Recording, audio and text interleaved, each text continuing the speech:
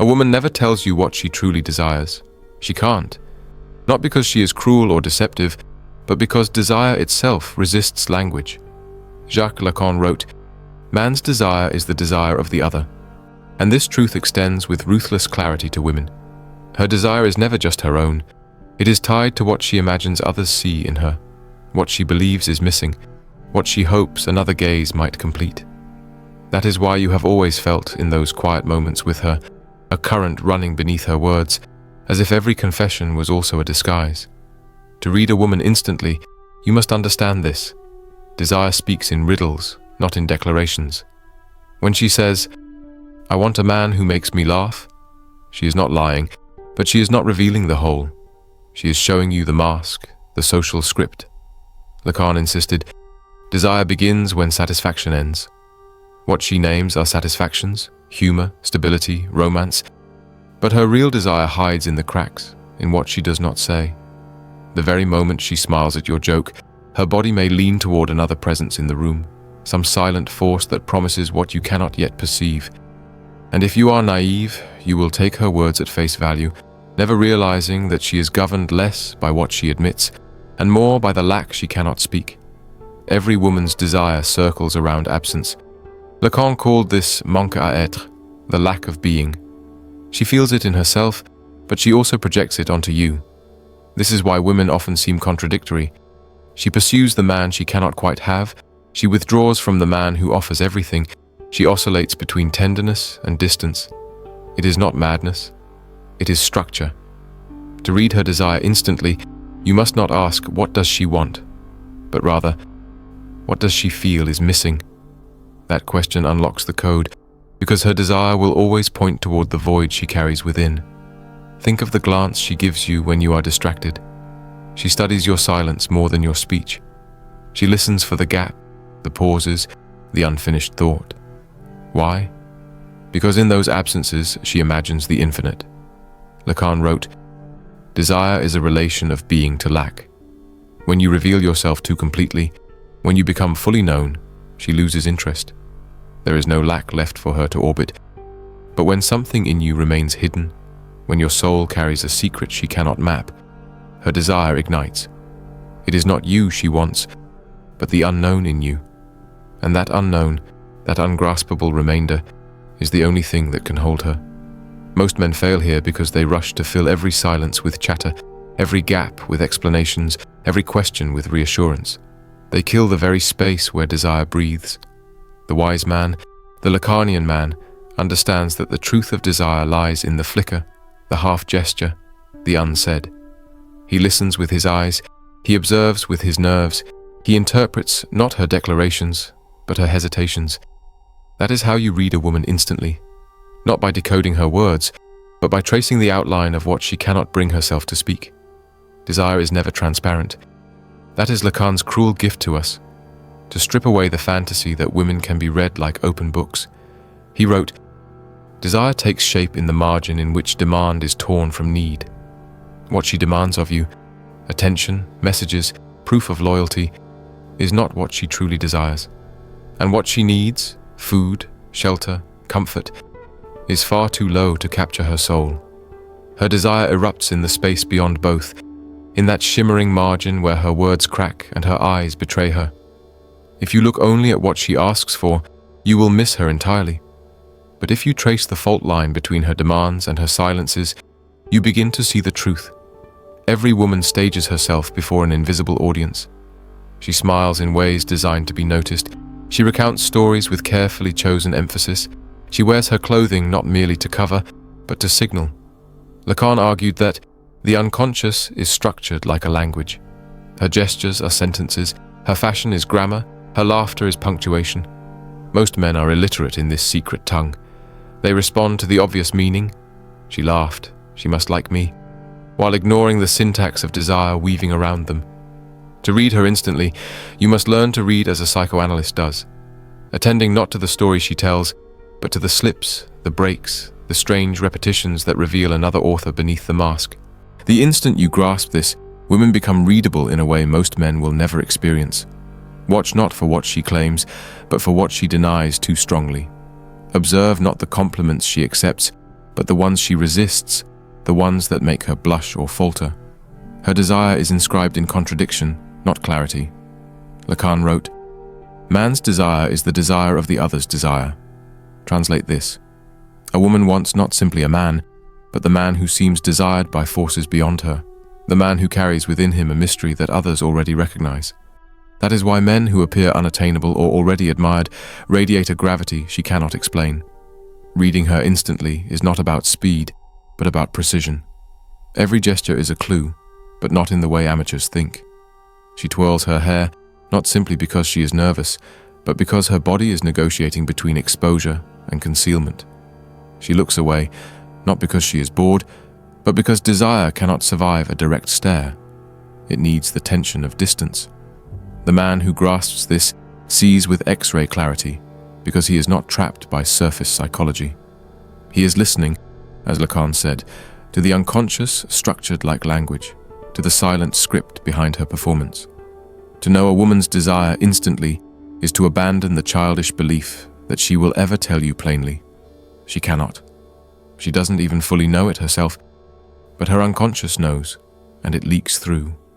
Her sighs, her stumbles, her sudden changes of tone, these are the hieroglyphs of desire.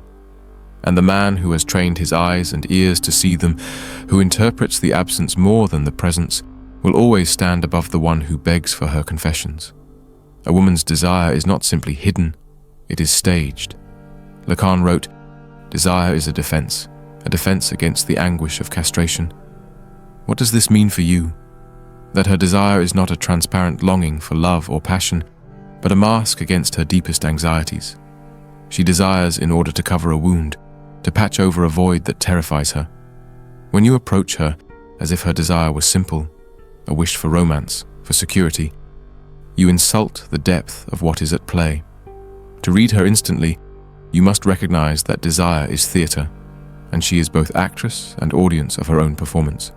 This is why women test men with contradictions.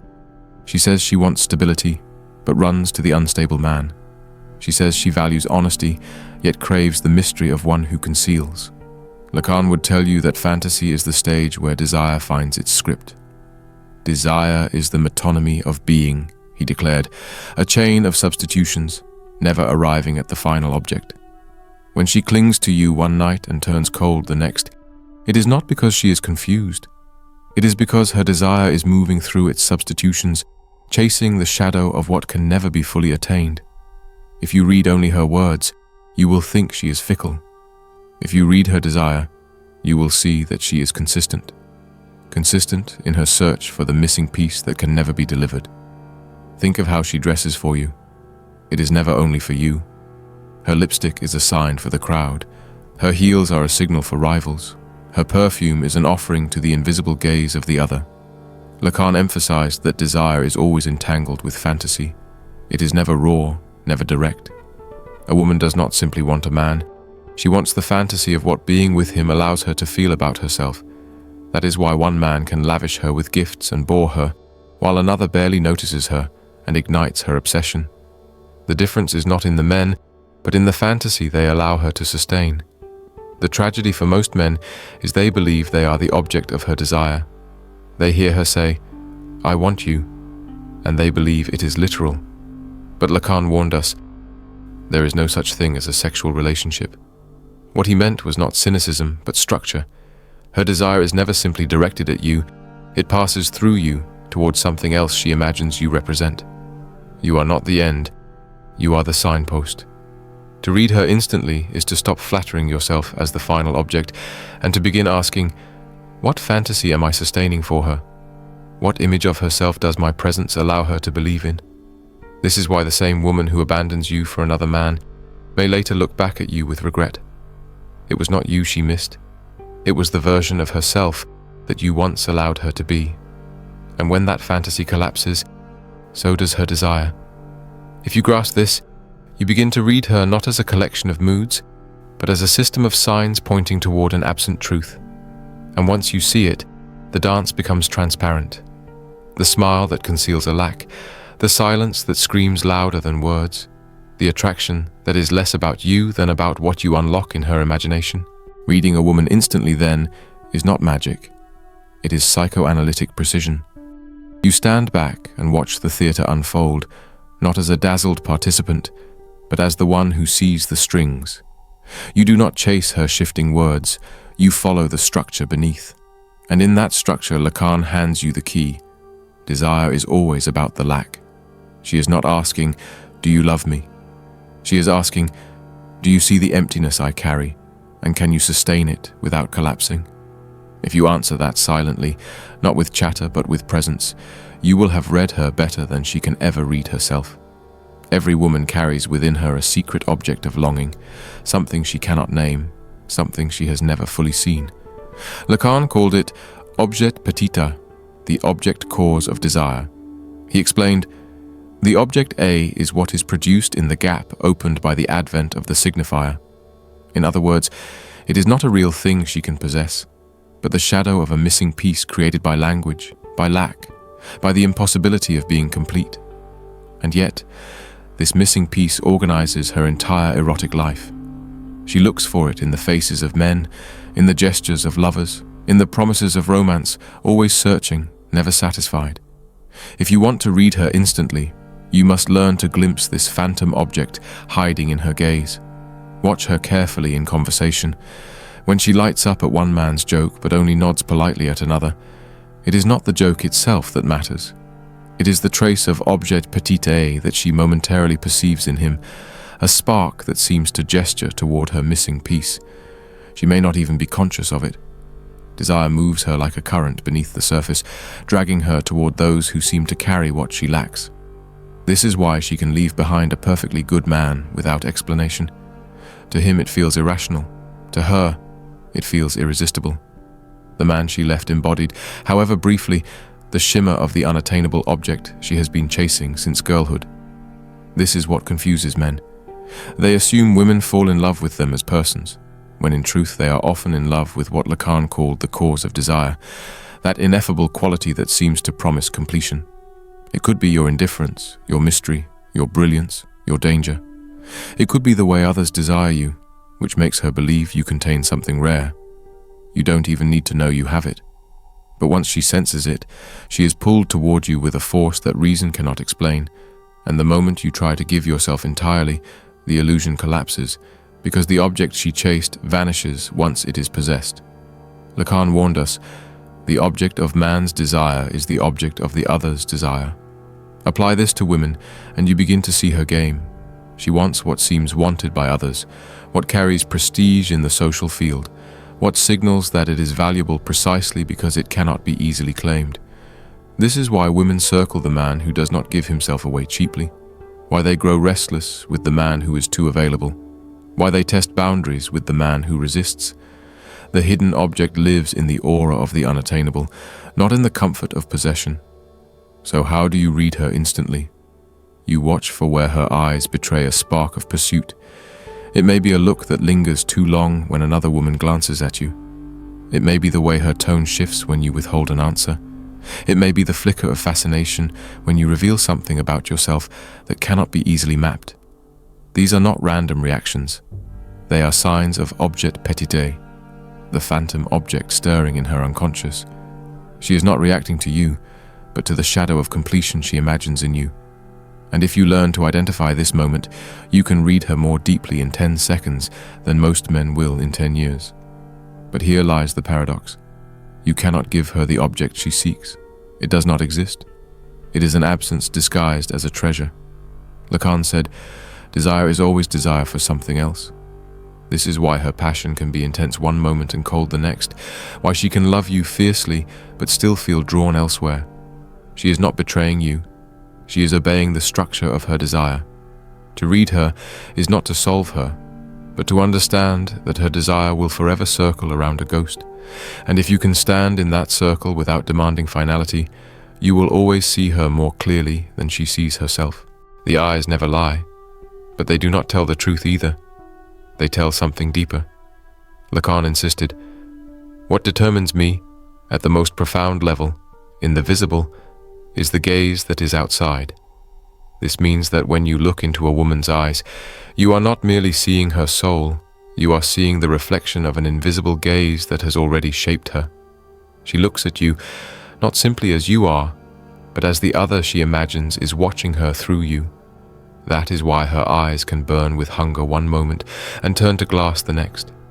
They are not windows, but mirrors, carrying the trace of the desire she feels under the weight of unseen judgment. Have you ever noticed how a woman sometimes holds your gaze for a second too long, then breaks it abruptly? That is the dance of desire. She offers the possibility of revelation, then retreats before it becomes unbearable. The gaze, Lacan taught, is never neutral. It is charged with power, it places the subject under a spotlight, it strips away defenses. When you catch her stare and refuse to flinch, she feels exposed. Not because you have read her, but because she realizes she is already being read by the invisible other. Your steadiness forces her to confront the truth she cannot name. And that truth is always the same. Desire is lack, and lack cannot be hidden. This is why silence is one of the most dangerous weapons a man can use. When you speak too much, you provide her with signs she can control, interpret, dismiss. But when you fall silent and simply meet her eyes, you give her nothing to cling to. In that void, her unconscious begins to project, to reveal itself. She fidgets, she laughs nervously, she looks away. These are not trivial gestures. They are confessions of desire, spilling out against her will. Lacan wrote, "The gaze I encounter is not a seen gaze, but a gaze imagined by me in the field of the other." Understand this. When you hold your silence, she is not battling you. She is battling the imagined other staring back at her through you. A woman may tell you she is in control, that she chooses freely, that she knows what she wants. And yet in her gaze, contradictions bloom. She insists she is not interested, but her pupils widen. She says she is leaving, but her glance lingers at the door. These moments are not accidents. They are the unconscious breaking through the mask. To read her instantly is to catch these fissures, to recognize that what slips out of her eyes often speaks louder than her carefully constructed words. Why do you think she studies you when you are not looking? It is not curiosity. It is desire moving in the shadows. When she examines you in secret, she is not simply looking at your face or your body. She is measuring what you might represent, what lack you might fill, what fantasy you might awaken. The man who notices this, the sideways glance, the stolen look, has already read her without effort. For desire is written in the gaze that cannot be admitted openly. The tragedy is that most men never see it. They are too busy performing, too eager to be liked, too desperate to keep talking. They blind themselves with noise and miss the silent storm unfolding in her eyes. But the man who holds still, who observes, who refuses to fill the void with chatter, learns what Lacan always insisted, that desire is never spoken directly. It is revealed in displacement, in silence, in the trembling of the gaze. And when you master this, you can read a woman's desire the instant her eyes fall upon you. Every woman wears a mask, and the mask is not a disguise but part of her truth. Lacan wrote, "The truth can only be expressed in the form of a fiction." This means that when a woman speaks to you about what she wants, what she feels, what she dreams of, she is never lying in the ordinary sense. She is speaking in fictions that orbit her desire, protecting its core by misdirecting your gaze. To read her instantly is not to believe or disbelieve her words, but to see the function they serve. Her speech is a veil, and if you only chase the veil, you will never touch what lies beneath. Think of the woman who insists, "I'm not looking for anything serious." Most men take this at face value, or they argue against it, or they adjust their own behavior to match. But Lacan would point out that her statement is not a neutral declaration, it is a mask. The very insistence reveals that something serious already haunts her. If she were truly detached, she would not need to announce it. Desire exposes itself in overstatements, in the very energy she invests in the denial. What she says is fiction. What drives her to say it is the truth. This is the paradox of desire. Concealment is revelation. A woman hides her longing in order to preserve it, but in hiding it, she exposes its presence. Lacan declared, "The unconscious is the discourse of the other." Every slip of her tongue, every exaggeration, every contradiction is the unconscious speaking through her mask. When she tells you, "I don't care," she is often declaring that she cares too much. When she insists she is not jealous, her body betrays tension. When she says you are free to do as you like, her eyes watch with unbearable intensity. To read her instantly is to interpret the mask as text, not as deception. Most men fail here because they listen for clarity. They want her to speak plainly, to reveal herself in direct terms. But Lacan knew that plain speech is the one place desire never lives. Desire survives only in detours, in misdirections, in stories that circle the truth without touching it. That is why when she talks about her ex, about her future, about her fantasies, she is not merely filling silence. She is revealing how her desire structures itself. She is showing you the grammar of her unconscious, if only you know how to listen. Consider the moment when she lies. Not the obvious lies, those are childish. The subtle ones, the unnecessary denial, the softened truth, the contradiction that slips past her lips. Most men react with anger or suspicion, but the man who understands Lacan knows that the lie is a confession. A lie tells you what was unbearable to admit. It points directly to the site of desire. She conceals because exposure would burn her, and in that concealment you can finally read her with precision. This is why the most dangerous mistake is to corner a woman into telling you everything. You strip away her mask and imagine you have gained intimacy, but you have killed her desire. Lacan taught that desire feeds on lack, on the impossibility of full revelation. If you force her to confess, you destroy the very fire you wanted to hold. To read her instantly is not to force truth out of her, but to recognize that truth already vibrates in the mask itself. Her fiction is the doorway. Her denial is the clue. Her silence is the loudest scream. The man who knows this listens differently. He does not ask for plain answers. He listens for the fracture in her speech. He does not demand, "Tell me what you feel," but instead attends to the way she stumbles, the way she changes tone, the way her laughter comes half a beat too late. That is where desire leaks through.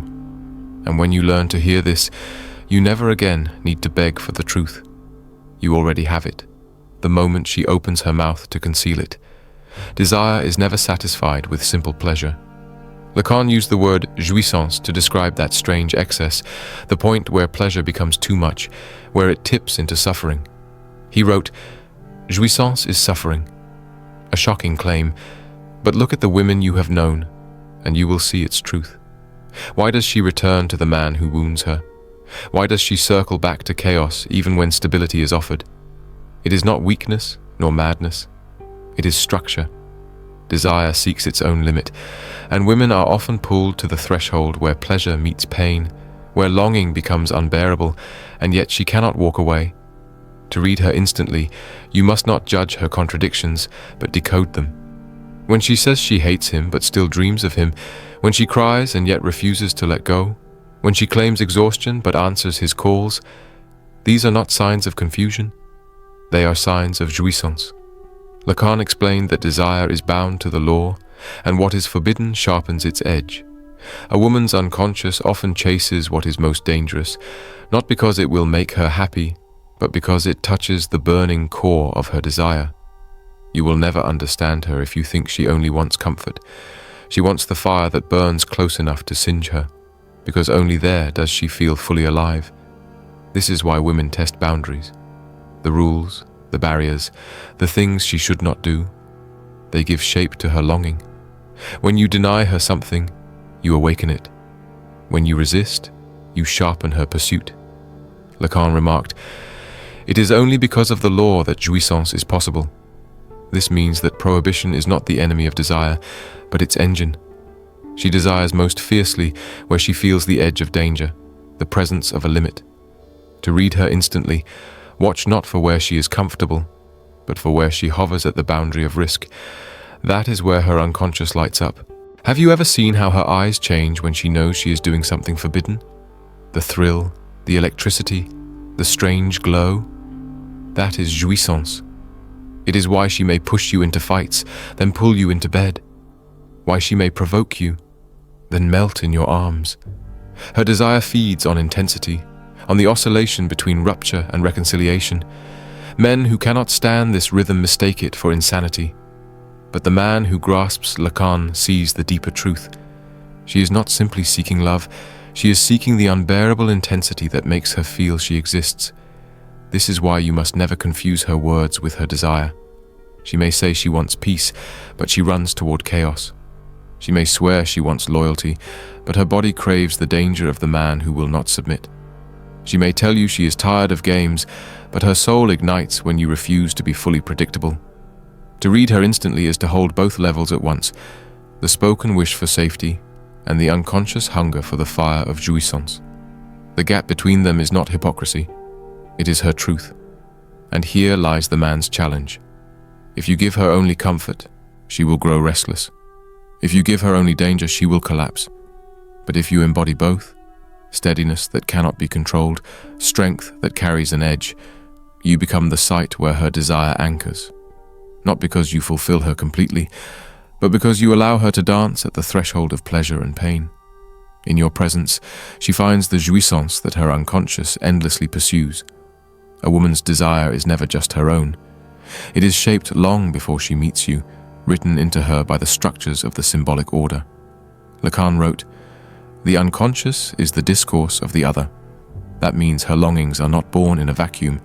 They echo the voices of family, society, media, tradition.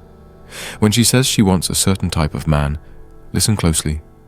It is not only her voice you hear, but the entire chorus of the culture speaking through her. To read her instantly, you must be able to hear those echoes, to separate what is truly hers from what has been planted by the symbolic field that surrounds her. Why do women so often chase status, wealth, power? Because the symbolic has taught them that these signs are gateways to recognition. When she craves the man who stands above others, she is not simply choosing him as an individual. She is obeying the structure that says, "He who is recognized by others will make me recognized too."